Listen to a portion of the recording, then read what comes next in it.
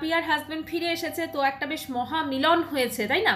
হাজব্যান্ডের সঙ্গে এমন করে দাড়ি রাখলে আমাকে মনু লাগবে এবং সেটা আমি দেখিয়ে ভিউজ যারা ইনকাম করব, নাকি টিনা এটা ভাববে যে আমি কোথায় পিকনিকে নাচ করে আমি কোথায় গিয়ে করে আমি বেশ ভিডিওতে ভিউজ আনবো। শুধু ভাবনা দেখলাম ওনার শরীরটা ভীষণ খারাপ হয়ে গেছিলো। খুব স্বাভাবিক এবং বলা উচিত না যে উনি যেভাবে যে কোয়ান্টিটিতে উনি রাইস খাচ্ছেন, ঠিক আছে। Hello friends, welcome back to my channel. তো শুরুতেই আপনাদের সকলকে জানাচ্ছি হ্যাপি নিউ ইয়ার। সকলে নতুন বছরটা নিশ্চয়ই খুব আনন্দ করে কাটাচ্ছেন। তো অ্যাজ ইউজুয়াল আমিও ভীষণভাবে এনজয় করছিলাম, যার জন্য আমি ভিডিওটা আজকে সারাদিন কোনো ভিডিও দিতে পারিনি।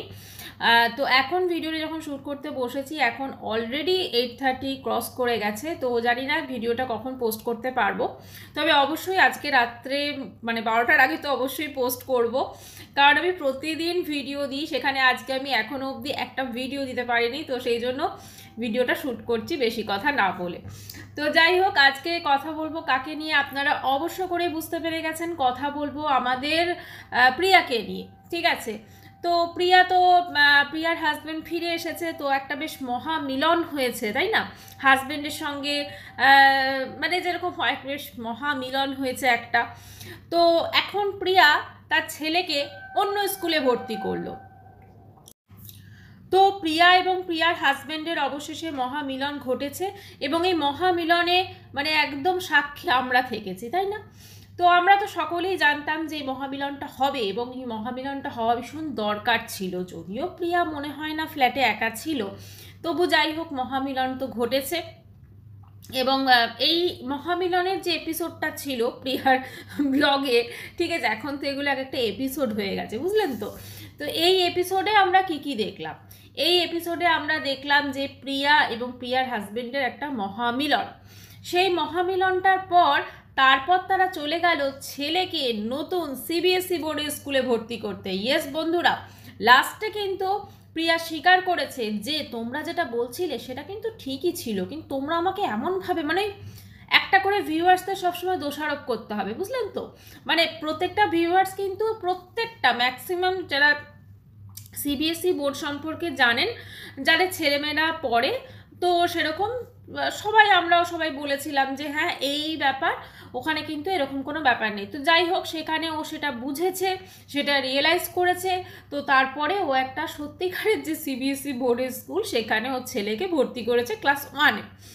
তো এবারে কিন্তু দেখুন, এইটা তো হয়ে গেল, তারপরে এইটা বলছে যেহেতু নতুন ভর্তি হচ্ছে সেই জন্য জানুয়ারি মাস থেকে ক্লাস হবে। এইটা একটু ডাউট রয়ে গেল বটে, কারণ দেখুন যে কোনো প্রাইভেট স্কুলে সিবিএসই বোর্ডের জানুয়ারি থেকে নতুন যারা ভর্তি হয় তাদের ক্লাস হয় এরকম কিন্তু জানা ছিল না, ঠিক আছে। তো যাই হোক, সেটা ওর ক্ষেত্রে হবে এবং এখানে মোটামুটি কোনো মানে ওর ইয়েতে দুবিধা নেই, ও ভর্তি করে ফেলেছে। ওর মাথা থেকে একটা বিশাল একটা বলা যেতে পারে ওর কথা অনুযায়ী চিন্তা ওর সরে গেছে। আচ্ছা, এবারে আজকের যে ভিডিওটা কি ছিল, আজকের ভিডিওতে ও দেখালো যে ও বিভৎসভাবে যেটা হয় আর কি নর্মাল হাউসওয়াইফের ডেলি রুটিন সেটা শেয়ার করেছে। দেখুন, মিথ্যে কথা বলা বা কোনো ভুল ইনফরমেশন দেওয়া মানুষকে সোশ্যাল মিডিয়াতে এখন কিন্তু অনেকেই সেটা মানে সহ্য করে না, ঠিক আছে। অনেকে সেটা বলে দেয়, বা এই ধরনের যারা ব্লগার ক্রমশ মিথ্যে কথা বলছে, যেমন ধরুন ওর হাজবেন্ড তো কোথাও যায়নি, আর যেখানেই হয়তো গেছে, হয়তো গ্রামের বাড়িতে সত্যি ওর হাজবেন্ড গেছিল, কিন্তু প্রিয়া জানতো যে কবে ফেরত আসবে, ও ভালো করে জানতো, কিন্তু এই পার্টিকুলার টাইমটা ও ইউটিলাইজ করে নিয়েছে কি না ব্লগে দেখানো, দেখো আমি একদম সব কিছু করতে পারি, আমি অলরাউন্ডার, আমি একটা 6 মাস প্রেগনেন্ট একজন মহিলা যার একটা ছেলে আছে। আচ্ছা, এই প্রসঙ্গে একটা কথা মনে পড়লো, ওর ছেলের তো মেজর থ্যালাসেমিয়া, তাই না? অথচ ওর ছেলের ওষুধ নাকি অর্ডার করতে ওরা ভুলে গেছে। মানে প্রিয়া ওর হাজব্যান্ডকে বললো ওর ওষুধ কিন্তু এইটা হলেই শেষ, একটা অর্ডার করে দিও। মানে ভাবুন, যার ছেলের মেজর থ্যালাসেমিয়া, সে যে ডাক্তারকে দেখাচ্ছে পুনে সেই মেডিসিনটাও সে অর্ডার করতে ভুলে যাচ্ছে, কি অদ্ভুত না? অথচ মিশো থেকে এখান থেকে ওখান থেকে কত কিছু অর্ডার করছে। কাজে এইখানে ওর ছেলের কি সত্যিই মানে মেজর থ্যালাসেমিয়া নাকি মাইনর থ্যালাসেমিয়া, এটা কিন্তু একটা অবশ্য করে প্রশ্ন থেকে যায়। আচ্ছা, এই ভিডিওতে আমি প্রিয়া ছাড়াও কথা বলবো সন্দীপ, টিনা সন্দীপকে নিয়ে। এখন টিনা সন্দীপকে নিয়ে একটা বেশ আলোচনার রব উঠেছে, বা এই রবটাকে ওঠানো হচ্ছে। তার কারণটা হচ্ছে সন্দীপের ভিউজটা ভীষণভাবে ডাউন হয়ে গেছে। টিনারও হয়েছে, কিন্তু সন্দীপের ভিউজটা কিন্তু প্রচণ্ডভাবে ডাউন হয়ে গেছে। এতটাই ডাউন হয়েছে যে ওর মোটামুটি মানে বোধহয় 19K এরকম ভিউজ আসছে, এবং একটা ব্লগকে সারাদিনে ওকে 2টো চ্যানেলে দিতে হচ্ছে। এরপরও ওর মা বাবা একটি ব্লগিং চ্যানেল শুরু করেছে। দেখুন, আমি এ প্রসঙ্গে কিছু কথা আমি একটু বলতে চাই। সন্দীপের মা বাবা একজন গ্রাম্য, দুজনেই যেরকম হয়ে থাকেন, ঠিক আছে। সন্দীপের মা ভীষণ ভীষণ পরিশ্রম করে। সন্দীপের মার সুগারের পেশেন্ট, তাই তো। তো মাঝখানে দেখলাম ওনার শরীরটা ভীষণ খারাপ হয়ে গেছিলো। খুব স্বাভাবিক, এবং বলা উচিত না যে উনি যেভাবে যে কোয়ান্টিটিতে উনি রাইস খাচ্ছেন, ঠিক আছে, ভাত খাচ্ছেন, কার্বোহাইড্রেটটা নিচ্ছেন, এটা কিন্তু ওনার জন্য ঠিক নয়। সেটা সন্দীপের কিন্তু একটু আগেই দেখা উচিত ছিল। কারণ এত পরিশ্রম করেন উনি, ওনার জন্য কিন্তু ওই সংসারটা মানে যে জিনিসটা আর কি দাঁড়িয়ে আছে। যদিও সন্দীপ কিন্তু ইচ্ছা করলেই একটা কাজের লোক বা হেল্পিং হ্যান্ড রাখতে পারেন। আজকাল গ্রামে গঞ্জে সব জায়গাতে কাজের লোক পাওয়া যায়, সব জায়গাতে পাওয়া যায়। কে বললো পাওয়া যায় না? ওদিকে তো আরও সুবিধা। শহরাঞ্চলে তো কাজের লোক একটু চালাক হয়ে থাকে, কিন্তু গ্রামের দিকে অত হয় না। গ্রামে খুব ইজিলি অ্যাভেলেবেল। কিন্তু সন্দীপ চাইলেই একটা হেল্পিং হ্যান্ড রাখতে পারেন, অ্যাটলিস্ট ঘর মোছা, বাসন ধোয়া, এগুলোর জন্য। তাহলে কিন্তু ওর মায়ের অনেকখানি কিন্তু হেল্প হবে। ওর মা কিন্তু শুধু যে সংসারে কাজ করছে তাই না, ওইটুকু একটা বাচ্চা, তাকে সে যে পরিমাণ এরকম তো চঞ্চলই হয়ে থাকে, তাকে সামাল দেবা, তাকে সব কিছু করা, এমনকি রাত্রে বাচ্চাটা কিন্তু ও সন্দীপের মায়ের কাছেই শোয়। কাজেই এই সমস্ত কিছু যে অ্যাক্টিভিটি বাচ্চাটার, ওই মাকে বয়স হয়েছে ওনার আফটার অল, তো এই জিনিসটা অবশ্যই ভাবা উচিত। আজকে ওনাদের ব্লগ দেখলাম, শুরুতে ওনারা অনেক ভোরে ওঠেন, কিন্তু ভীষণ ভোরে ওনাদের লাইফস্টাইল শুরু হয়। ভোরে আমরা সকলেই উঠি, কিন্তু আমাদের কাজকর্ম আর ওনাদের যারা গ্রামে থাকেন কাজকর্মটা একটু ডিফারেন্স, তাই না। আমরা সকাল থেকে উঠে অনেকটাই মেশিন নির্ভর আমাদের কাজ হয়ে যায়। সেখানে আমরা ওয়াশিং মেশিনে জামা কাপড় দিচ্ছি, আমরা জল গরম করছি, ইলেকট্রিক কেটেলে, আমরা ইন্ডাকশানে রান্না করছি, মাইক্রোওভেন ইউজ করছি, আলুটা সেদ্ধ করতে পর্যন্ত তাড়াহুড়োর চোটে মাইক্রোওভেনে দিয়ে দিচ্ছি বা করছি। সমস্ত কিছু আমরা বড্ড মেশিন নির্ভর করে কাজটা করে ফেলি তাড়াতাড়ি সব কিছু। কিন্তু যারা গ্রামে থাকেন তারা কিন্তু অনেকটা মানে কি বলবো, আর্লি তাদের উঠছেন, এবং সমস্ত কাজ কিন্তু তাদের কায়িক পরিশ্রমের মধ্যে হয়ে থাকে। খুব খারাপ লাগছে একটা জিনিস বলতে, যে আজকে সন্দীপ কিন্তু তার বাবা মাকে কোথাও না কোথাও ব্যবহার করছে। এটা বলতে আমার ভীষণ খারাপ লাগছে আজকে, কিন্তু যে জিনিসটা রিয়েলাইজ করলাম সেটা বললাম। আজকে ওনার নাতিকে দেখাশোনা থেকে কোনোদিনই বিরত থাকতে পারবেন না, কারণ নাতিকে ওনারা ভালোবাসেন। কিন্তু সন্দীপের একটা এই বয়সের ছেলের তার বাবা মার উপর, এমনকি ওর সন্দীপের বাবা সম্ভবত বাচ্চাটাকে স্কুল থেকে পর্যন্ত নিয়ে আসে বা দিতে যায়, সমস্ত এভরিথিং ওনারা করছেন। একটু বোধহয় সন্দীপেরও এই বিষয়টা ভাবা উচিত। আর নেক্সট যেটা বলবো, এই যে নতুন সন্দীপের মনু হওয়া বা যেটা দেখছি, এটা তো করছে অনলি ভিউজের জন্য। এবং ওই মেয়েটিও দেখলাম শুরু করেছে কন্ট্রোভার্সি।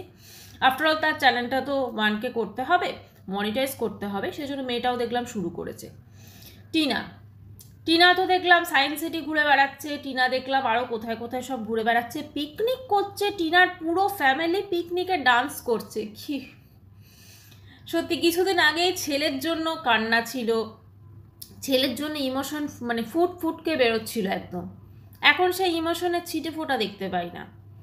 অনেকেই কমেন্টস বক্সে কমেন্টস করছে, তুমি কি করে পারো বাচ্চাটাকে ছেড়ে আনন্দ করতে? এক্স্যাক্টলি, বাচ্চাটাকে ছেড়ে কি করে আনন্দ করতে পারে কোনো মা এইভাবে? যে মা 1 বছর বাচ্চাটাকে দেখেনি, 1 বছরের ওপর অতিক্রান্ত, সে কিভাবে বাচ্চাটাকে ছেড়ে নেচে গিয়ে এরকমভাবে এনজয় করতে পারে? মানে কি বলবো, সত্যি এটা ভাবা যায় না, এটা মানে বিশ্বাস করতে অসুবিধা হয়। এবং দেখলাম ওখানে টিনার পিকনিকে টিনার মা বাবা সবাই ডান্স করছেন, মানে বেশ একটা ফুললি এনজয়মেন্ট। আমার না সব থেকে বেশি খারাপ লাগে ওই দুধের শিশু বাচ্চাটার জন্য। সন্দীপ টিনা দুজনের সমান। আজকে এই টিনা সন্দীপের ভিউজের জন্য এই যে পিপাসা, এই যে টাকার জন্য এত লোভ না, এইটা বাচ্চাটার ভবিষ্যৎ সমস্ত কিছু ক্ষতি করছে। এবারে টিনা সন্দীপ এক হওয়ার কথা ভাবছেন বা এরকম একটা উঠছে রব, তো অনেক কন্ট্রোভার্সি ক্রিয়েটাররা বলছেন না না এটা হতে পারে না, এটা অসম্ভব, এটা অসম্ভব। আজকে একটা ফ্যামিলি যদি জুড়ে যায়, সেক্ষেত্রে সব থেকে বেশি বোধহয় খুশি হওয়া উচিত। আজকে হয়তো কন্ট্রোভার্সি ক্রিয়েটারদের খুব অসুবিধা হয়ে যাবে যে যদি টিনা সন্দীপ এক হয়ে যায়, কিন্তু এটাও ঠিক, আজকে টিনা সন্দীপ যদি এক হয়ে যায় ওই বাচ্চাটার ভবিষ্যৎ অনেক বেশি ভালো হবে। আর একটা জিনিস, সন্দীপের মা বাবার না পরিশ্রমও কিছুটা কমবে, কারণ কোথাও না কোথাও সন্দীপের মাকে দেখলে এখন স্পেশালি ভীষণ খারাপ লাগে। দেখুন, আমি কারোর নেচারে যাচ্ছি না, হ্যাঁ উনি অবশ্যই খিটখিটে শাশুড়ি, উনি অবশ্যই অন্যরকম, কিন্তু উনি হাঁপিয়ে গেছেন, উনি আর পারছেন না, এটা কিন্তু ওনার চোখে মুখে স্পষ্ট। দীর্ঘদিন উনি সংসারের জন্য উনি করে যাচ্ছেন, কিন্তু এখন ওনার জন্য কেউ কিছু করুক, এটা ভীষণ দরকার। আজকে টিনা সন্দীপের এক হওয়া ভীষণভাবে দরকার, কিন্তু টিনাকে দেখে আর সন্দীপকে দেখে আমার সেটা মনে হচ্ছে না। যাই হোক, কোর্ট তো নিশ্চয়ই, ডিভোর্স কেস যদি হয় কোর্ট তো নিশ্চয়ই মিডিয়েশনে আপ্রাণ চেষ্টা করে, কোর্ট প্রশাসন সবাই মিলে, যাতে একটা ফ্যামিলি জুড়ে যায়। ঈশ্বরের কাছে প্রার্থনা করব যেন এই সন্দীপ এবং টিনা দুজনেরই যেন সদ্বুদ্ধি হয়, এবং দুজনেই যেন শুধুমাত্র বাচ্চাটার কথা ভাবে, ওই ছোট বাচ্চাটার কথা। দুজনেই, মাও ভাববে বাবাও ভাববে, নাকি বাবা এটা ভাববে যে আমি কেমন করে দাড়ি রাখলে আমাকে মনু লাগবে এবং সেটা আমি দেখিয়ে ভিউজ যারা ইনকাম করব, নাকি টিনা এটা ভাববে যে আমি কোথায় পিকনিকে নাচ করে, আমি কোথায় কি করে আমি বেশ ভিডিওতে ভিউজ আনবো। শুধু ভাবুক বাচ্চাটার কথা, কারুর কথা না, শুধু বাচ্চাটার কথা ভাবুক। যাই হোক বন্ধুরা, বছরের শুরুতে হয়তো এই কথাগুলো বললাম, কিন্তু এগুলো ঘটছে তো, প্রতিনিয়ত দেখতে পাচ্ছি। আজকে সন্দীপ সঙ্গে একটা মেয়ের দেখছি যেগুলো শাখা প্রশাখা সব বেরিয়ে যাচ্ছে, কিন্তু বাচ্চাটা আলটিমেটলি কোথাও না কোথাও বাচ্চাটার ভবিষ্যৎটা না একটা প্রশ্নচিহ্ন রয়ে যাচ্ছে। আর সব থেকে বেশি খারাপ লাগছে সন্দীপের বাবা মাকে দেখে। যাই হোক, একটা জিনিস খুব ভালো হয়েছে, সন্দীপ তার দিদির, নিজের দিদি, আপন দিদি সৌমালি, তার ভূমিকাটা বুঝতে পেরেছে। পাতানো দিদিকে লাইফ থেকে বাদ দিয়ে অ্যাটলিস্ট তার ভূমিকাটা বুঝতে পেরেছে, এবং এটা ভালো লাগছে। যেই দোষী হোক, সৌমালি যদি কোনো দোষ থাকে বা তা, কিন্তু একটা ফ্যামিলি এদিকটা কিন্তু জোড়ার একটা বেশ চেষ্টা চলছে। তা সেরকম যদি এরা সবাই মিলে যদি এক হয়ে যায়, টিনাও যদি এদের সংসারে ফিরে আসে, সব কিছু বিচার করে আর কি, ঠিক আছে। আর টিনার তো অবশ্যই বেশি দোষ ছিল, যেটা ও কাজটা করেছে। সব কিছু বুঝে টুঝে যদি একটু বোঝাবুঝি করে, একটু আন্ডারস্ট্যান্ডিং করে যদি এইটুকু বোঝে যে হ্যাঁ আমার বাচ্চাটার জন্য আমাদের অ্যাটলিস্ট এক হতে হবে, এটা মনে হয় সব দিক থেকে ভালো হবে। তাই নতুন বছরের শুরুতে এই পজিটিভ ভাবনাটা আমার মনে হয় আমাদের সবার মধ্যে আনা উচিত। যাই হোক বন্ধুরা, ভিডিওটা শেষ করছি। আসলে না এই টপিকটা এমনই যে ওই বাচ্চাটার মুখটা খালি মনে পড়ে, আর তার মা বাবাকে দেখছি তো ভীষণ খারাপ লাগছে, ভীষণ খারাপ লাগছে, সেই জন্যই কথাগুলো বললাম। টপিক আজকে দুটো ছিল, একটা হচ্ছে প্রিয়া আর একটা হচ্ছে টিনা সন্দীপ। কালকে আবার আসবো নতুন টপিক নিয়ে, নতুন কন্টেন্ট নিয়ে। আজকের মতো ভিডিওটা এখানেই শেষ করছি।